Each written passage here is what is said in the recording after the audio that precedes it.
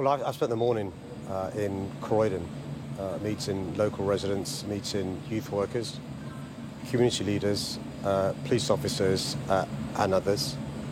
That's a community shocked, traumatised and heartbroken, and I'm sure I speak for everyone when I say our thoughts are with this young child's family and their friends. I know, as you said, Pastor Lorraine incredibly well, and she's right.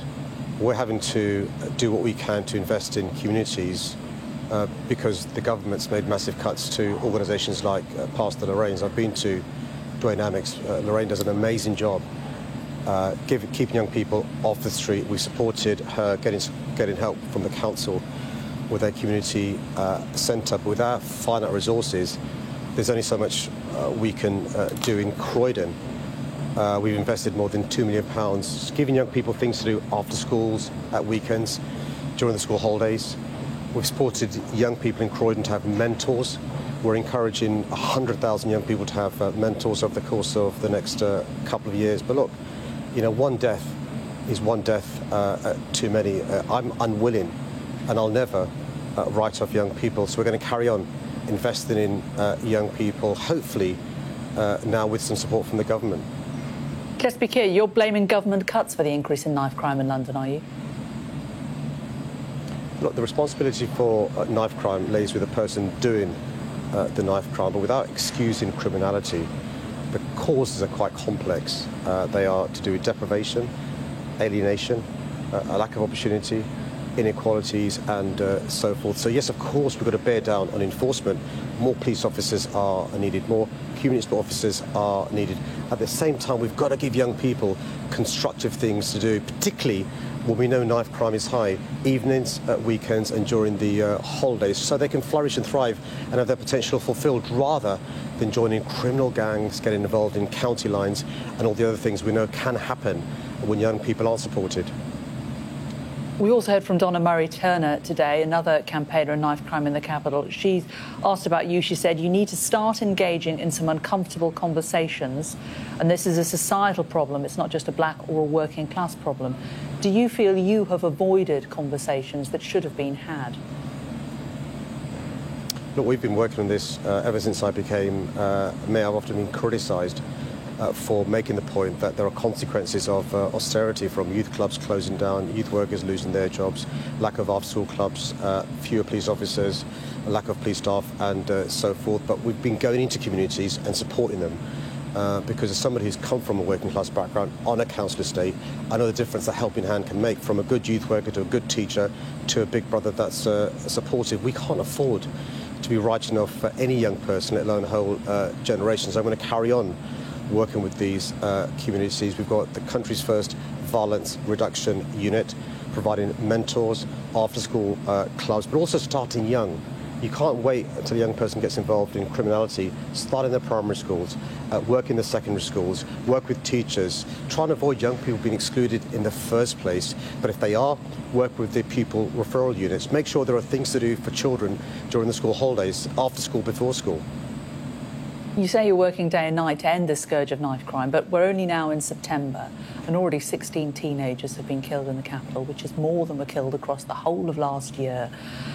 Do you accept that whatever it is that you're doing, it's failed? Well, look, I'll start by saying, one death is one too many. Last year we saw a huge reduction in the number of teenage homicides, almost 50% reduction. It's still too high. And this year we've seen, unfortunately, yesterday another young person losing her life, a child losing her life. But I'm never going to give up in relation to supporting young people, giving them constructive things to do, at the same time bearing down in relation to those who carry a knife, those who carry an offensive weapon, those who think it makes them safer leaving home with a knife, those who think they're under the misapprehension that the way to avoid being the victim of crimes by carrying a knife. We've got to make sure they understand if you leave home with a knife, you're more likely to be the victim of a knife crime rather than being safer. And if anybody knows anybody carrying a knife, it could be a younger brother, a younger sister, it could be a son, daughter, nephew, niece. If you can't persuade them to leave the knife at home, you can ring the police on 101 or ring Crime Stoppers. That would be the best way, the best thing you can do to keep them safe and others. You were You've written a book called Breathe, which was all about increasing the quality of the air around us. You've obviously campaigned and fought very hard for ULEZ. The Conservative MP Richard Holden has accused you today of focusing more on ULEZ than tackling knife crime. Do you regret the amount of time that you've spent on the ULEZ environmental campaign? Would perhaps not a book about tackling knife crime and reducing knife crime in London have been a better way to spend your time, do you think? Can I say, if the Conservatives want to use the murder of a 15-year-old girl as a political football, that's up to them. I'm not willing to play ball. I'm quite clear. Well, you yourself did blame the government cuts for an this increase in knife crime in London in your first answer. I'm quite clear about the consequences of austerity. I've been campaigning since 2016 to end austerity, to invest in not just the police and the criminal justice system, but to invest in young people, in youth workers, in teachers, in schools, in mentors. The sorts of things we're doing from City Hall with one hand tied behind our back. It is really important that we bear down on this issue, and I will continue to do so. At the same time, we've got to make sure that we address other issues our city is facing, from a global pandemic, from which we're trying to bounce back as a city, from issues around transport, making sure we've got a decent deal from the government so we can have public transport running in our city, from addressing the air quality crisis that exists in our city, incredibly important, to make sure we encourage businesses to come to our city, at the same time making sure we build enough genuinely affordable homes, lobbying the government for more powers and resources, trying to persuade the government the folly of having a high-speed 2 line ending at Old Oak Common 6 miles west of the centre of London rather than Euston. You know, a mayor's going to be able to do all those things at the same time as making sure our city is safe. The number one priority for me as mayor is to make sure our city is safe, and that includes protecting young children from violent crime. Will anything change as a result of this 16th death this year?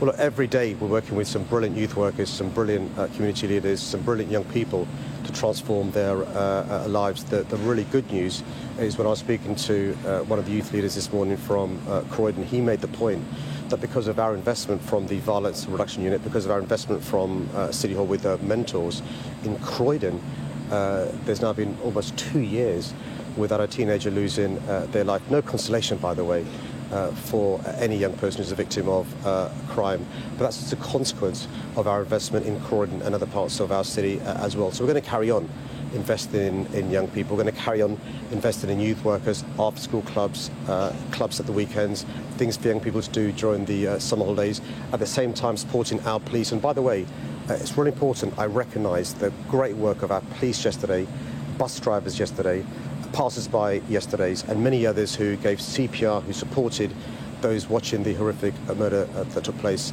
yesterday. Yes, yesterday was a horrific day, just an awful day, and we saw the worst of our city yesterday with the brutal killing of this child.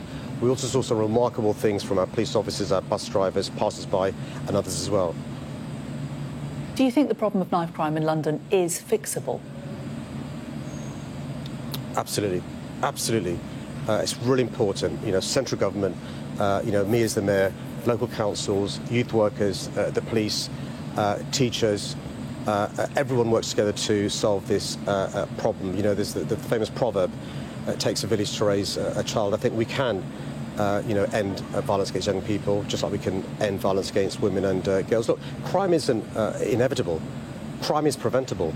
And that's why I feel so passionately about this, because I'm somebody who, from a deprived community, from the background of some of these young people who get involved in criminality, managed to find a different pathway with the support of neighbours, youth workers, teachers, my parents, and many, many others. And I want other young Londoners to have the same helping hand that I had.